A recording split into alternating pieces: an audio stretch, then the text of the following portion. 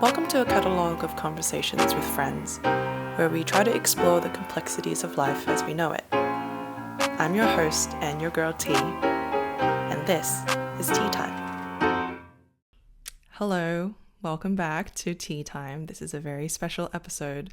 One, because it's the last one of the year and I'm gonna be rebranding it a little bit for next year. But two, because ooh la la, I have new audio equipment. So I'm hoping the audio quality has improved for this episode and also that it will help your listening experience. I think it'll be a little bit of an ASMR moment for a while I get used to this. I'm going to be honest, when I started this podcast at the start of the year, I didn't think that seriously about it. It was kind of just a thing where it's like, everyone's got a podcast these days. I really like to yap and I like having philosophical talks with my friends. Why not just include that as part of the things I'm uploading on YouTube anyway? But now that we're how many episodes in, and the fact that I've had a few solo episodes and they've been pretty well received by people, I genuinely feel like it was such a good idea in the beginning to just put yourself out there and give it a go. And I think I learned a lot from the few episodes that I did put out this year. So hopefully that means I'm going to have even better episodes next year, because I do intend on continuing these. But I think the only thing that I would change is I don't know that I would brand them necessarily as hard. I'm going to keep the ones that are still in this year the same, just for visual cohesiveness, and I need things to fit into their correct categories. But I think from next year you'll see some of the visuals and the branding changing a little bit, and I might even do that for this episode just to play around and see what works best for some of the algorithms. But given that this is a pretty special episode, instead of talking about a topic that I want to talk about, I thought it would be really fun to do like a call-in service where people would share some of the troubles that they're having or some challenges that they're facing. And I can do a little bit of an advice column type episode. And hopefully the people that did share their issues are going to be able to get some clarity and or perspective on them. So I put a call out on my Instagram story yesterday. Thank you so much to everyone who submitted. And there's 3 that I'm going to share and speak a little about in today's episode. And I hope that even if you're not in the same situation, it helps you open up your mind a little bit and think about things that you are facing in your current life with a little bit of a different perspective. So with that being said, let's get into 1-800 Tea Time. Okay, so our first caller has said, how to get over someone that genuinely didn't treat you well. And I think, honestly, it's really tricky anytime you want to talk about getting over anyone, whether it's romantic or platonic. It's really hard when you've had, I don't have the full context of your situation, but I assume you had a connection or you shared a lot of memories, a lot of experiences, you feel an affinity for this person, and for whatever reason, they're no longer in your life. I think there's 2 parts to this. One, obviously, being the fact that you're looking for advice on just how to get over someone, period. And the other, it's interesting that you said that they didn't treat you well. I wonder if that affects your ability to get over them. So I think I'm going to try and address this in 2 separate points. The first, in terms of getting over someone, I sometimes wonder if the reason that you obsess over something or someone, because I know I've been in that situation before, is because it's a very familiar pattern of thinking. I feel like our brains are so good at wearing down existing tracks in our minds, like the way that the electrodes and the neural pathways are already built. And it's like second nature. So when you see something that reminds you of them, or you do an activity that triggers a memory, or you just think of them, your brain automatically traces the same path of feeling, sad or maybe regret or, anything like that. And over time, you associate these feelings of, oh, I can't get over them, I keep thinking about them. You start associating them with, have I made a wrong decision? Should I go back? And it gets really hard to think properly, right? I think I've been pretty fortunate myself, I want to say, in those kinds of situations. I've always ended up following up with something that's like a pretty big change. I think the biggest heartbreak that I ever had, my first heartbreak, I had that and then I immediately went to another country for 6 months on exchange. So what I learned from that experience, and I'm hoping this is helpful for you, is just try and put yourself in a whole new environment, or try and expose yourself to new stimuli or challenges that encourage your brain to develop other neural pathways. So instead of doing things that then make you think of that person, and every time you think of them, it reinforces this pattern of thinking, What are some things that you've always wanted to do, but maybe you were too scared to do, or you didn't have the means to do? Like, have you ever wanted to go on maybe a solo hike, like multi-day hike, where you just go out in the woods by yourself? Maybe you were scared that maybe something would happen, or maybe you want to sign up for a class that you've always been intimidated by, or you don't have the money to actually afford, or maybe you wanted to reach out to this person that you've always admired and try and build a friendship with them. Look deep within yourself and try and find something that's not an existing hobby of yours, so something really fresh and new, and then try and expose yourself to that stimuli and the challenges in that area as much as you can. And over time, as you do this more with different kinds of ambitions and passions, you'll find that there's no room in your life for thinking about that person or lamenting that person, because as you're gaining more experience and doing more things, you also become a different person. And the person that misses the other person, that person gets left in the past with the other person that you left. And so it's easier to let it go because you're no longer the person that you were when you still had feelings for them, if that makes sense. So yeah, in a nutshell, it sounds like every advice you've probably ever gotten, which is just go and do something else. But genuinely, I think changing up your life, changing up your rhythm, doing new things, it's going to tire you out a little bit. It's going to make you feel like it's more work and all that stuff. But when you're in that state, it's harder to revert back to the person that you were when you were missing them. And in the other half of the question, in terms of someone who didn't treat you well, I'm really sorry to hear that that is the case. But at the same time, that is a fact of life. There are always going to be people in our lives who don't treat us the way that we deserve. That's unavoidable. I don't think anyone has ever gone through life and not been treated badly by someone, but I don't think you need to hold on to that so strongly, because none of that's going to matter once you forget about that person or once that person is fully out of your life. You may never see them again. I'm, again, not sure of your situation, but if in your case, you are probably never going to see them again because they've moved or they're in different social circles or you've moved or anything like that, you have just as much power to let go and move on from being hurt as someone who did the bad thing has of letting it go and moving on. Like, just because you've been wronged or you've been taken advantage of or something's happened to you that's unfair, holding on to that affects you more than it would them. They might not even be thinking about it, and finding ways to move on from that actually releases you from its effects as well. So there's a lot of different ways to go about recovering from something like that, like being treated badly. I don't know the extent of your situation, but if it's an option to you and if it's something that's really severe and hanging on your mind, I do recommend therapy. If it's not accessible to you, if you have a really good friend who's a really great listener, that also really helps. If you know how you process things best, whether it's talking things out with someone or writing it down, trying to process it on your own, but just know that just because someone treated you badly doesn't mean you have to hold on to that for any more amount of time. Now that I'm talking about it, it's starting to occur to me that maybe you included the fact that they treated you badly so as to explain that you logically know you shouldn't go back to them. Like, I think a lot of times people are asking about moving on from someone, it's because they can't get over them. Like, even if you go on dates and stuff, you're still thinking about that other person. And logically, your brain knows that they're bad for you, and so there's no reason to go back. But you're still having these feelings, and you're still feeling really stuck in this one place.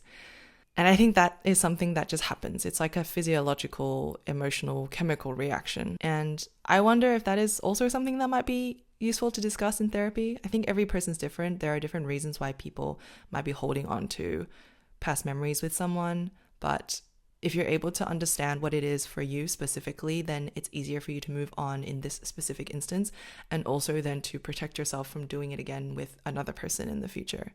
So I hope what I've said so far is helpful, even though I wasn't able to get super deep into it because I don't have that much context. But if you're able to talk it through with someone, I think that would be a huge help for you, and try and get yourself out there and do some other different things, take up lots of new hobbies, meet lots of new people, and try and grow from the person that you were when you were with them and missing them. And you'll find that it does just take time, but in 6 months, 12 months, 2 years time, you're going to look back and see that that actually was really helpful, and it was just a period in your life, an unfortunate one at least.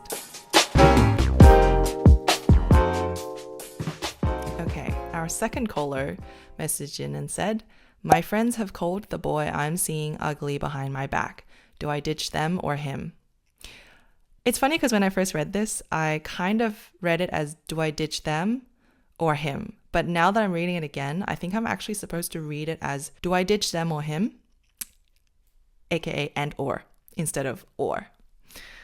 I think this is a really interesting situation because I don't exactly know how to interpret that last sentence, but I'm going to give it a shot. Again, I think this is one of the situations where there's two parts to the problem. So I'm going to try and address it in two separate sections. You have said, do I ditch them or him? I'm going to treat it as an or. So I will try and speak in terms of, do you ditch your friends versus do you ditch your boy? In terms of friends, I think one way that you can look at it is what kind of people you want to surround yourself with. And I want to preface this by saying that there is no really bad people because they are different to you. There are lots of different types of people in the world, and your view of what's bad is subjective to each person. So, for example, the friend that called your boy ugly, I don't know how they said it. I don't know the context of how they said it, but they might be someone who's naturally very opinionated. They might be a judgmental person. I'm not sure. I wouldn't necessarily base it on this one instance of whether or not you should ditch them, but I would try and think about what this tells you about the person and what it indicates to you about their nature. Do you feel like maybe that you don't want to be friends with them anymore because they are more likely to be a gossip and might gossip about you in the future behind your back? Or do you feel like being friends with a judgmental person might put a lot of pressure on you subconsciously and it's just not a good time all around? I think a lot of the times it's hard to remember that we're all human and we've all done things that we regret, and we don't always mean everything that we do and say at all times. I don't think your friend necessarily knows that you know, and I wouldn't necessarily let it go or straight up ditch them without having a conversation first, but that's just how I am generally. And I don't know if you would prefer just a clean cut or just executioner style. So have a think about what this person means to you, who they are as far as you know based on how long you've known them, and what you might be giving up if you were to distance yourself from them in your life based on this instance, versus if you were to consider what this tells you about the kind of person that they're becoming or might become in the future. And just know that whatever conclusion you come to, there's no wrong conclusion either. You might decide, you know what, I don't really like this kind of behavior in my friends. I would never call their boys ugly. Therefore, I don't really want to be close to this person anymore. That's fine. You might also say, you know what, I'm overthinking this. It's not that deep. I don't think they meant it, and I'm just not even going to bring it up with them. I'm just going to let it go. That's also fine. At the end of the day, it's your call, and no one needs to know or judge upon your decision. But just know that if I was the friend on the other side, or if you were in their shoes, I think I would like the opportunity to talk it through, because maybe they didn't mean it. Maybe they meant something else. Maybe it was taken out of context. Anything could have happened. And I always think it's better to end friendships on a communicated note than anything else, because you never know what kind of person they might grow into in the future and how your paths might cross. So I'll leave that in your hands. Whatever you end up deciding to do, good luck. In terms of your boy, I think it's such an interesting phenomenon, this idea of other people's opinions on one person's relationship. It reminds me of something that I was told about recently, which is a similar situation, but not necessarily exactly the same. I have a friend whose relative had basically told them that their partner wasn't performing to standard. And it wasn't necessarily like they were in physical danger or being disrespected or mistreated. It was just that in the relative's eyes, their partner wasn't doing enough, or their partner wasn't being enough. And my friend felt really conflicted because it kind of made them start questioning, am I with the right person? Is my relative right? Should I be expecting more? Are my standards too low? And it really put them in a sore spot. And I kind of said to them, okay, I think I understand where your relative is coming from, but I honestly think the reason that you are taking it on board is that it's coming from your relative and it's someone you care about and you're close to. Because if I was to raise their concerns as just a random survey on the internet, like you were on a web page and a pop-up survey appeared and it was just a general one do you care about this about your partner? What would you answer? And they said, oh, well, I wouldn't care. I would answer that I don't care. It doesn't matter to me. And I said, well, that's your genuine feeling. That's how you actually feel when there's no outside influence. And the only reason that I think you feel conflicted is that it's coming from someone who should be caring for you and looking out for you and things like that. And they're making you doubt your own judgment. But I think at the end of the day, you're the one in the relationship. And if you don't have any untoward feelings about any of these aspects, there's no reason to have to doubt them just because someone else raised the alarm. So I think it's kind of similar in this instance, at least from what I can hear. If someone else has said that they think your partner is, I guess, not up to their physical attractiveness standard, if someone on the street was doing a survey and they asked you how you feel about the attractiveness of your partner, how would you answer? Would you say something like, no, I think my partner is super hot. I think he's totally attractive. He's really my type. You might even say something like, you know what? I don't really care about how he looks. Looks aren't everything. I just really like his personality. I like the time that we spend together. I like how dynamic. That's also fine. You could even answer, you know what? Yeah, I could do better. He's punching. Or, it could be any answer, right? But does it actually bother you at the end of the day? Because they're not in a relationship with him. You're in a relationship with him. And if it's not bothering you, then no one else's opinion should matter. So I think if you can land on those two areas, whether you should have a stern talk with your friend and maybe part ways from there, and then also have an honest talk to yourself about what your standards are at the moment in terms of the physical appearance of your boy, I think you might be headed in the right direction on figuring out whether you should ditch your friend and or your boy. Our third caller has called in with a general discussion point. They said, I'd love to see discussion on how to know if you are on the right path and / made the right decision. Again, kind of vague, and I don't have all the details on exactly what you're looking for guidance on, but I'll just talk about, I guess, knowing if you're on the right path and or making the right decision in general. This actually really reminds me of another conversation I had with a friend in the past, but I think it's a really pertinent one, so I'm going to try and remember all the details to tell you. My friend asked me if I had a superpower, what power would I have? And I said I would want the ability to pass through things like Kitty Pryde from X-Men. And he said I would want the ability to know which decision was the right decision at all times. And I found that really interesting, and I asked him, why is that? And he said, well, then I wouldn't ever have to take a risk and deal with the consequences of making a wrong decision. And I sort of sat there for a bit and I said to him, but then what's the point of living life? And he kind of wondered a little bit as well, and he couldn't answer. And he said, well, like, what do you mean by that? And I guess it's kind of this idea that life is just a series of experiences. And I guess it's kind of this idea that when you choose a power like that, the ability to be able to pick the correct outcome or the correctness of it, you're not actually seeking the outcome, you're seeking for control. You're trying to control for disappointment, for failure. You're trying to make it so that you're never disappointed, you never fail, and nothing will ever go wrong in your life. And I can understand that desire because obviously none of us want anything really bad to happen to us, be it accidents or bad fortune or anything like that.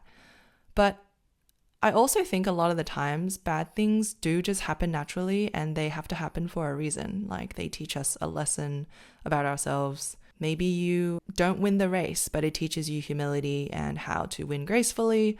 Or maybe you embarrass yourself in public, but it just helps to desensitize you from natural clumsy things that might happen in everyday life.